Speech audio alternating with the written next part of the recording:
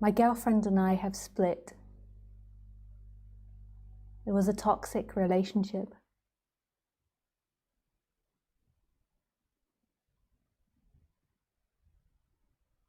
I was playing the savior and she was playing the victim, and so on. I feel without energy for more than 3 months now, and still my thoughts are looking for her, trying to build endless stories about how she feels and if she misses me or not.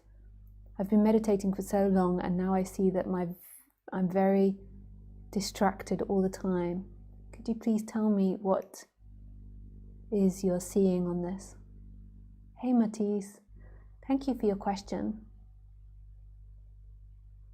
So you can't really judge.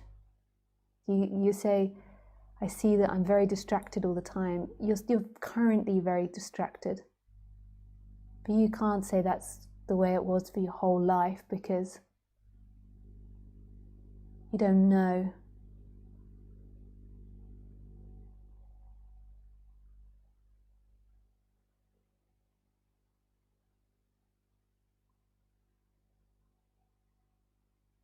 It's so hard to compare our whole life.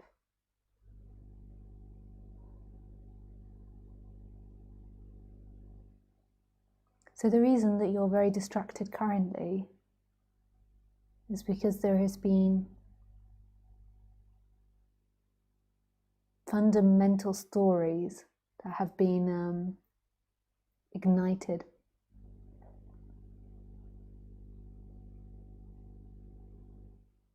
So I don't know what those fundamental stories are, but I'll just give a guess so we can talk about it, because you're not speaking back. But underneath, you might feel totally alone. You might feel unlovable if you're not playing the savior.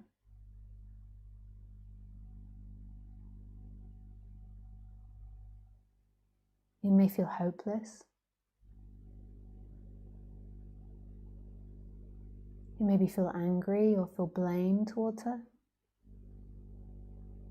You maybe feel you've been victimized by the situation. There could be all variety of deep stories in your energy body, which will be deep in your system, and you'll also be carrying in your body. And so what it will do is manifest as seeking on the surface. So your mind will seek to think about her, to daydream about her, to do all different types of things.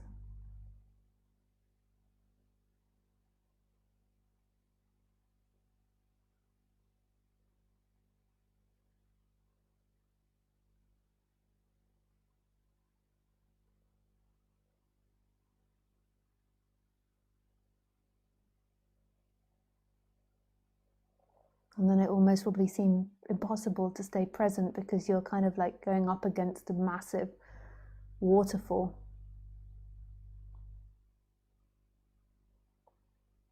Trying to swim up like a really fast running river.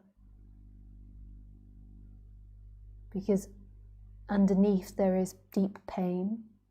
There are stories that have been triggered that are very deep in you.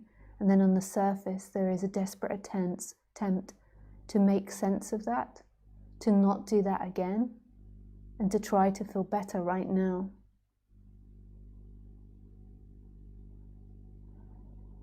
So there's two different things you can do, is trying to emotionally release the energy from your body by recognizing where it is you feel it in your body, what the deep thoughts are. So if it's in the solar plexus, it might be hopelessness, exhaustion, depression. So try to recognize where it is in the body. See that it's not true, that it's just a feeling that's arising. And then you could do different exercises to try to relax it and to relieve it. There's stuff on my website on the reference page under the chakra section that you could do.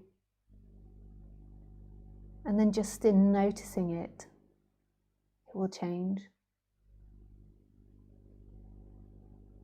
Just in becoming conscious of these deep-rooted stories, you can also begin to connect them to where you picked up those stories. To give there was a place in the past that you picked the stories up from your parents, from your schooling, from your first relationship. So connecting them. And then when they're not so intense, you can also put them in the positive. Not because you want your chakras always in the positive, they're just the opposite side of the coin, but it's just trying to pull that vibration out of the suffering, very, very painful dynamic. Most people spend their whole life in negativity of the chakras.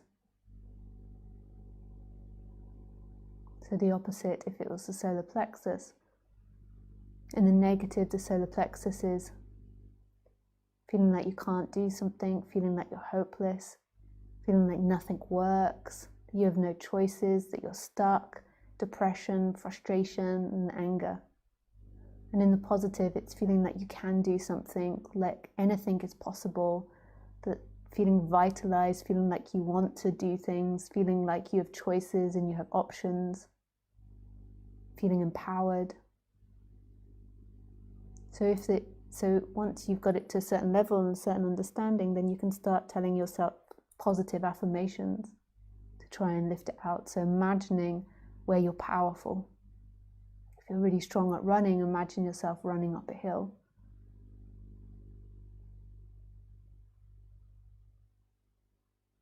And lifting the energy consciously into the positive.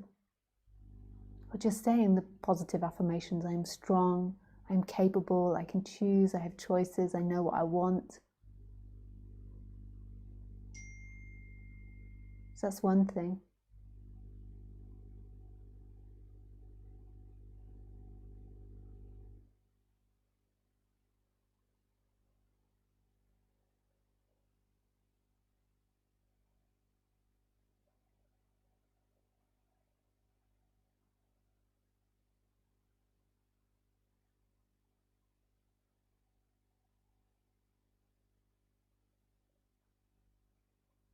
And then the other is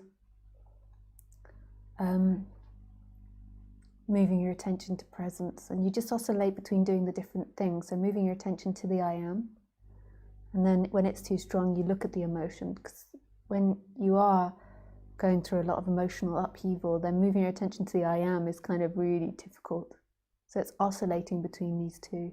Not spending too much time in the emotions, but at the same time, if it's too difficult to put your attention in presence, then giving the emotion space,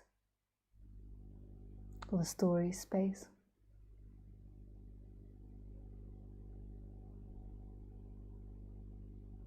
And as you do it, just ask yourself, who is it that's doing it?